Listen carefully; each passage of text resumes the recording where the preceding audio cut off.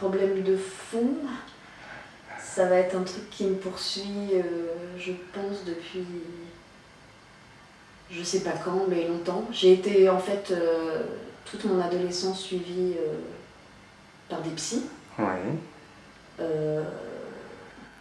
Voilà, à chaque fois ma mère me dit oui, que ça a dû commencer quand j'avais 9 ans.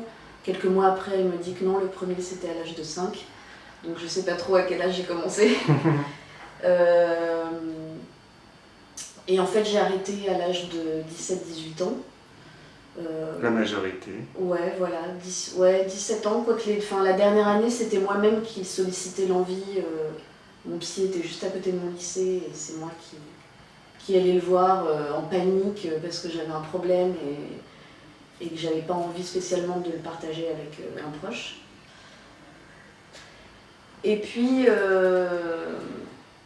en fait, j'ai rencontré, je suis restée assez, évidemment, hein, ça part dans les relations amoureuses, mais je suis restée quelques années toute seule, voilà, à Paris, et j'ai rencontré quelqu'un avec qui je suis restée pendant 6 ans.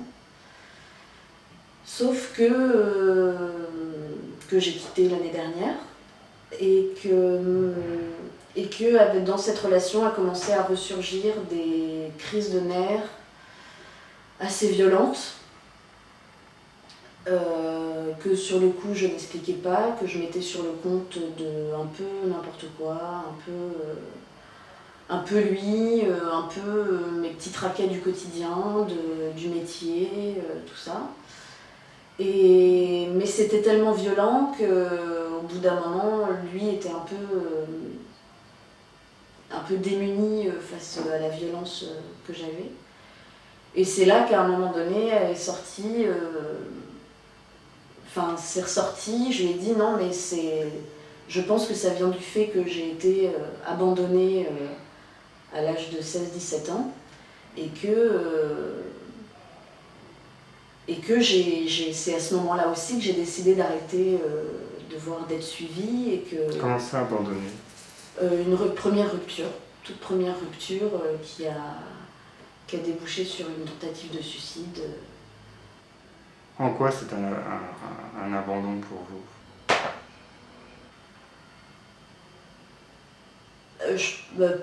Parce que j'ai jamais... je pense que c'est parce que j'ai eu du mal à accepter la rupture et que j'étais moi encore...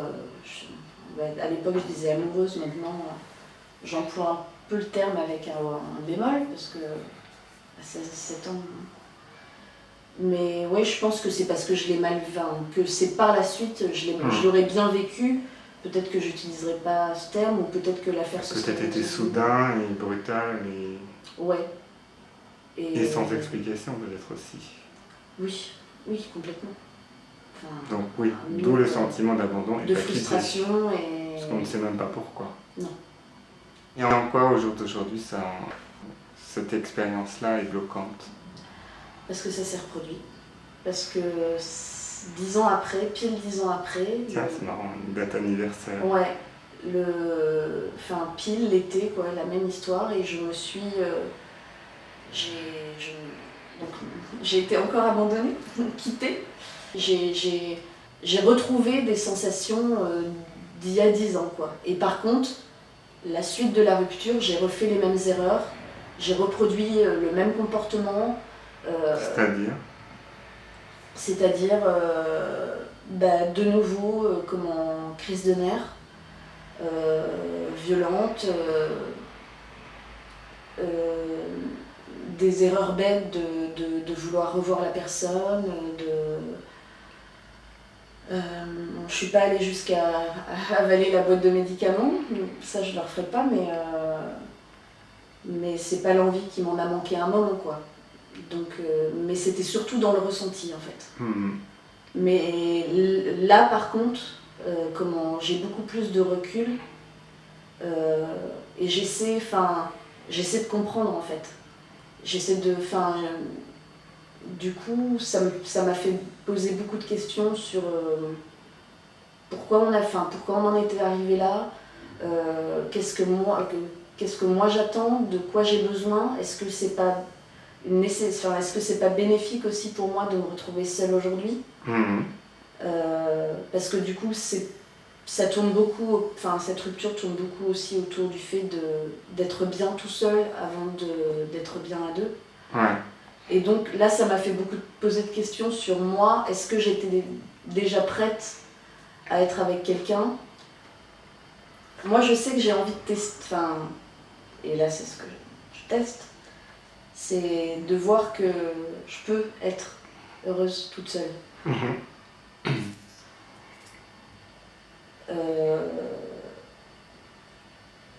Le problème, c'est que je sais qu'il y a une personne avec qui je peux être encore plus heureuse. Oui. C'est-à-dire que j'ai envie, non, c'est que je sais que ça doit être, enfin, le plus un doit être juste un plus, mais que ce n'est pas le fondement de votre équilibre. Voilà. Parce que j'ai vu que ça faisait trop mal et qu'on en perdait en plus. Enfin, surtout quand on a une vie qui est pas seulement de se lever pour aller au bureau le matin et voilà, et qu'on a. Enfin, c'est-à-dire que j'ai envie de retrouver le goût d'être seule pour pouvoir. C'est un peu une protection en fait, c'est que pour pouvoir le jour où je serai de nouveau à deux et que ça doit s'arrêter, et ben je retrouve beaucoup plus vite votre position d'équilibre. Ouais. Parce que jusqu'ici, à chaque fois, je perds tous mes repères et voilà, comme beaucoup de gens, tout ce qui me rendait a priori heureuse, j'y avais plus du tout goût. Et c'est profondément injuste vis-à-vis de toutes ces choses-là, puisque à la base,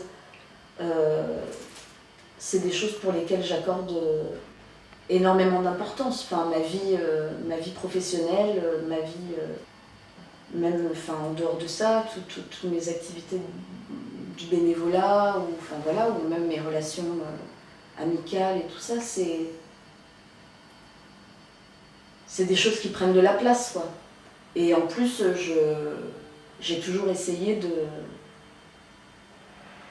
d'équilibrer. Je me suis jamais laissée submerger par une relation où on donne tout et puis on oublie les objectifs.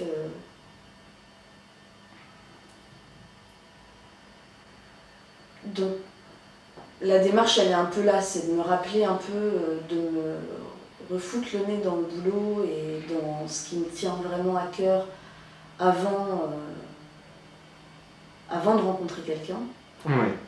Mais dans un coin de ma tête, je sais que j'ai trouvé la personne. Mais j'essaie de me dire que c'est possible de continuer d'aimer quelqu'un de loin. Qu'est-ce que vous mettez dans le mot aimer? Je dirais que c'est surtout de la confiance. Pourquoi? Parce que c'est ça qui a fait, c'est un des trucs qui a fait arrêter qui peut dans l'absolu faire arrêter l'amour, le manque de confiance. Et je pense qu'à partir du moment où... Manque de confiance en soi ou en l'autre? Les deux en fait. Parce que je pense qu'à partir du moment où on n'a pas confiance en soi, l'autre ne pourra pas avoir confiance en nous. Et donc je pense que ça doit s'échanger, quoi. Mais si les deux personnes n'ont pas confiance en elles, ça me paraît un peu compliqué. Ouais, ça va sauter. Disjoncter. Ouais. Parce qu'on réclame de la confiance, mais sans pouvoir en donner. Voilà. Ou alors en donnant des... Ou alors de manière disproportionnée et envahissante. Oui, ou un don qui est presque une demande. Ouais, c'est... Ouais. Des je t'aime qui ne veulent dire rien d'autre que et toi, est-ce que tu m'aimes, dis-le moi. Et... Ça, ouais, enfin, moi j'ai lu l'année dernière un article justement sur qu'est-ce que ça veut dire, qu'est-ce qu'on dit quand on dit je t'aime. Et c'est pour ça que maintenant enfin, je mets un peu un bémol sur les relations précédentes, quoi, Ouais. mais c'est vrai qu'il y a beaucoup le je t'aime et ça veut dire qu'il faut que tu me le répondes. Enfin, j'attends que tu me le dises aussi. Et puis il y a le je t'aime, je te désire, qui vient surtout des mecs. Et je t'aime comme je m'aime. Je me rappelle que c'était ça. Je t'aime comme je m'aime et enfin, du coup c'est là que je pense que, enfin, la formule est pas trop finie, mais dans ce que je dis, mais c'est là qu'on arrive à un équilibre où finalement là il y a la confiance et là on peut souffler. Mais en même temps, enfin, pour moi je suis obsédée par le fait de ça doit s'entretenir. Comment ne pas tomber dans le piège de la relation de couple. Enfin, qu'est-ce que c'est le couple? Qu'est-ce que ça... Est-ce qu'on est obligé de faire comme tout le monde? Est-ce que... Il y a un truc... on a beaucoup parlé avec cette personne du fait de tromper l'autre, de le dire ou non à la personne. Et donc là... c'est quelque chose qui a tout son poids pour vous? Ouais, parce que mon père a trompé ma mère toute sa vie. Et elle est restée. Et elle le vivait comment? Elle le vivait... Elle en a souffert. Moi, je ne l'ai jamais vue souffrir, mais elle en a souffert. C'est elle qui me l'a raconté. Donc c'est un acte qui la faisait douter de la sincérité des sentiments de votre père. Alors, est-ce qu'à ce moment-là, elle en doutait? J'en suis pas certaine. En tout cas, aujourd'hui, on en a reparlé tous les trois, il y a quelques mois, et non. Non, ça ne remettait pas du tout en question ses sentiments pour elle. Et enfin, moi, c'est ce dont on parlait avec votre père vous a dit quelle était la raison de ces aventures? Le cul. Le besoin de posséder quelqu'un. C'est quelque chose qui vous choque, qui vous dérange, qu'on puisse avoir ce besoin-là, ouais. Sans finalité autre, sans finalité constructive ou amoureuse, juste un partage de plaisir. Oui, ça me choque et puis ça me fout en colère, mais en même temps, je me sens complètement impuissante face à ça et je pense que peu importe avec qui je ferai ma vie, je sais pas quand, je reste persuadée qu'il y a cette possibilité-là. Et je pense que c'est valable pour tout le monde. Ça détruit ou pas après le couple. C'est un peu à chacun de broder. Après,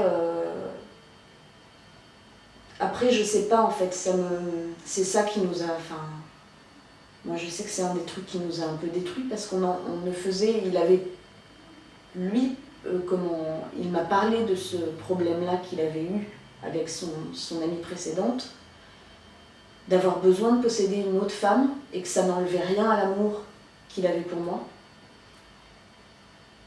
Sauf que du coup, d'en parler, et c'est là qu'au bout de 3 mois où on ne parlait que de ça et que ça nous rendait tous les deux malheureux d'en parler, j'ai dit mais ok, je me suis rendu compte que c'était un fait, ça existe, c'est partout.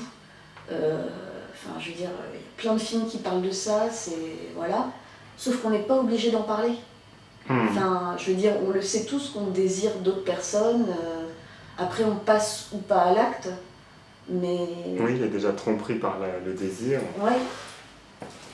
Il y a des gens qui se contentent de voir qu'il est lui-même désiré par la personne qu'il désire, et c'est déjà une satisfaction, et il passe pas à l'acte. Et puis, il y a d'autres personnes... Je sais pas pourquoi,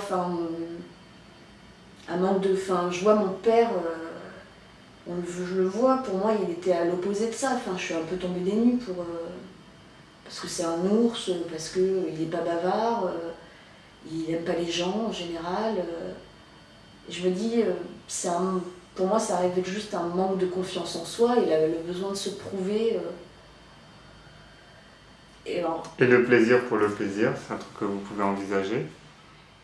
Comme on mange des profiteroles en chocolat, ça n'apporte rien, nutritivement parlant, à la fin du repas, ça même alourdit la digestion.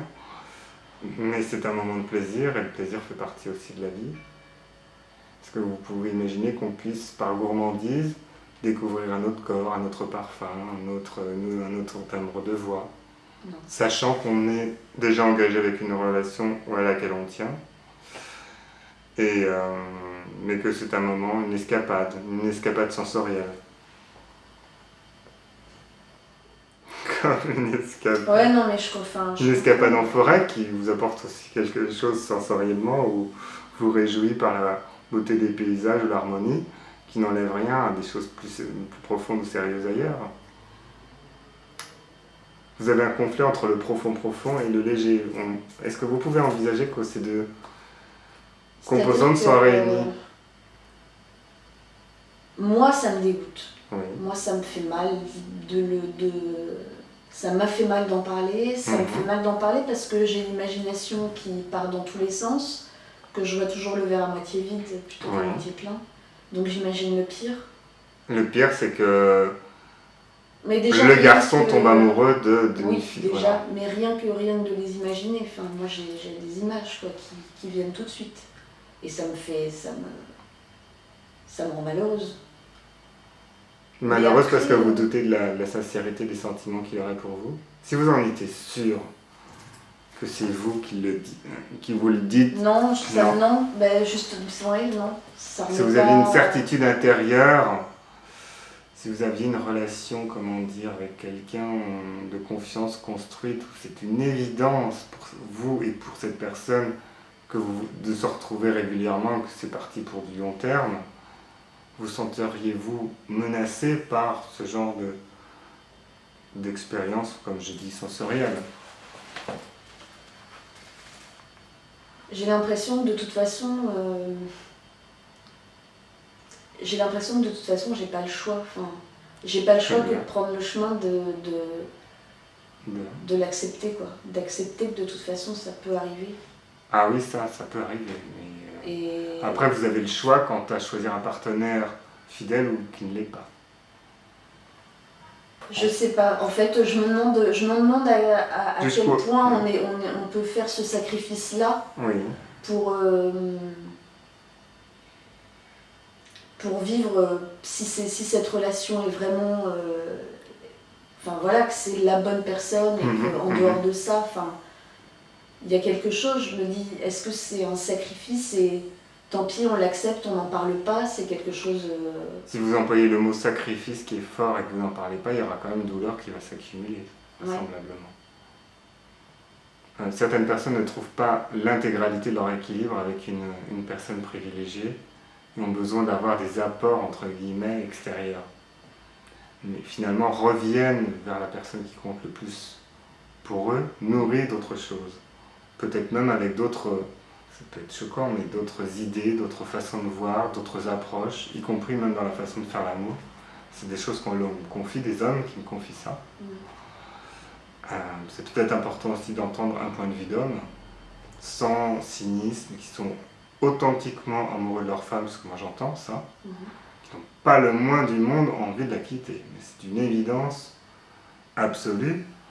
Tout comme c'est d'une évidence absolue que personne ne peut tout apporter à quelqu'un et que pour eux, il n'est pas question de laisser ensommeiller une partie d'eux qui compte. Il y a un désir de curiosité, d'aller voir ailleurs, de s'imprégner d'autres façons. Tout comme, comment dire, qui ont libéré peut-être la sexualité. Pour eux, faire l'amour, c'est comme parler. On peut parler à différentes personnes. On peut avoir des discussions extrêmement profondes avec certaines, avec d'autres, ça sera une discussion de comptoir, mais elle a aussi son intérêt qui est de sociabiliser, de partager une bonne humeur, même sans on ne dit rien d'essentiel ou des clichés, et qui, vis-à-vis de la sexualité, connaissent aussi toute cette palette. Si à un moment donné vous remplacer le mot faire l'amour par le mot parler, vous entrez, je vous donne une clé pour entrer dans leur vision. Voilà, eux, tromper, ça n'existe pas. On entre en relation avec... Voilà, il y a presque une fonction sociale dans la sexualité. Ils savent très bien qui compte pour eux, pour qui c'est vraiment un échange temporaire, mais qui valait la peine d'être vécu. Comme vous avez une discussion dans le train avec quelqu'un que vous ne reverrez jamais, mais c'était passionnant, ça je pense que vous pouvez le comprendre. Et ça sera peut-être pas... Eux, vous contenterez de déplier la tablette du TGV, eux, ils déplieront aussi la banquette. Ouais, mais oui, c'est pas la... c'est dit différemment, mais en effet, c'est ce que... quand j'en parle avec mon père, il est capable de... C'est pas un orateur, mais il le serait, il expliquerait des choses comme ça, je pense. Parce qu'il n'a jamais été question qu'il quitte ma mère, et aujourd'hui, ils ont trouvé un équilibre, même si... Mais c'est ça aussi qui m'effraie un peu, c'est que ma mère est restée par amour, mais mon père n'a plus de désir aujourd'hui pour elle. Ah, oui, là c'est... Et il en a pour père... a priori, il a arrêté, quoi. Il a arrêté de la tromper. Mais du coup, ça veut dire que mes parents ne me baissent plus, quoi.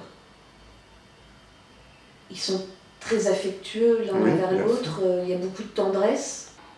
Ça peut être aussi très beau de s'oublier soi pour embrasser le point de vue de l'autre, sans chercher à être l'autre. Votre mère va pas commencer à faire comme votre père, on va pas faire œil pour œil, dent pour dent. C'est pas dans sa nature, elle n'en a pas le désir, elle ne va pas aller se forcer à aller avoir des aventures avec des hommes. Mais peut-être qu'elle pourrait... une époque, peut-être qu'elle pourrait embrasser son point de vue. Et réciproquement. Peut-être qu'on peut s'aimer en étant quand même différent, j'espère bien. Il ne faut pas être identique pour s'aimer. Bien sûr. Est-ce qu'on ne se crée pas aussi un problème à travers tous ces films, tout ce mot trompé qu'on entend autour de bras, qui est lesté comme c'est pas possible? Est-ce qu'on n'est pas en train de s'auto-enclumer avec quelqu'un qui va sauter à l'eau, qui s'est mis des boulettes partout, il va couler. C'est tellement lesté de partout que on ne pourrait pas envoyer valser les boulets. Oui, Est-ce que c'est obligatoire d'employer ce mot tromper, avec tout le poids de tous les gens qui se sont tous trompés depuis que le monde est monde? Vous avez dit, mais comme il est lesté ce mot-là, est-ce qu'on ne pourrait pas en employer un autre? Ne serait-ce qu'aller voir ailleurs, déjà, c'est déjà plus léger. Ouais, c'est plus léger, ouais. Parce que là, c'est marrant, justement, je lis un roman où justement l'homme va voir ailleurs, et c'est pas James Bond pour le cacher à sa femme, et en fait elle s'en aperçoit, et ça l'émeut de voir à quel point il est maladroit, et elle est pas spécialement blessée, elle a justement ce recul en se disant non mais de toute façon je sais qu'il m'aime, et bon, il a une petite aventure. Le problème c'est qu'au bout d'un moment elle le voit hyper content de tout, aller chez les beaux-parents c'est plus un problème, et donc là toute cette joie elle vient de l'autre, en fait, elle vient du bonheur qu'il vit ailleurs. Et donc là, je veux dire, là pour moi c'est tromper. C'est-à-dire que c'est être heureux alors que c'est pas... Oui, je sais ce que je voulais dire. Que du bonheur vienne d'une autre source. Ouais. Là c'est beaucoup plus difficile à accepter. Ça demande beaucoup d'humilité. De pouvoir accepter que d'autres personnes participent au bonheur de quelqu'un auquel on tient. On aimerait être peut-être unique, voilà. Mais là, c'est encore aussi, on a le choix d'aller jusque-là. Ça dépend de l'exigence qu'on a vis-à-vis de soi et de ce qu'on peut aussi. Parce que c'est trop douloureux, on ne va pas y aller dans cette direction-là. Mais ça peut être aussi, toutes ces épreuves-là, elles permettent aussi de grandir, de purifier entre guillemets l'amour, d'atteindre une qualité qui est beaucoup plus subtile, d'accepter qu'une autre personne puisse trouver son équilibre aussi par ce qui est donné par d'autres personnes que soi. C'est un exercice d'humilité, d'effacement, d'abnégation qui est quand même assez difficile, mais qui en vaut peut-être la peine aussi. Après, on atteint peut-être un type d'amour et de désintéressement qui, justement, va peut-être refaire venir à vous. Pour moi, je veux dire, c'est idéal, mais je veux dire, ça demande personnellement des bases solides et de s'être construit seul avant d'avoir envisagé.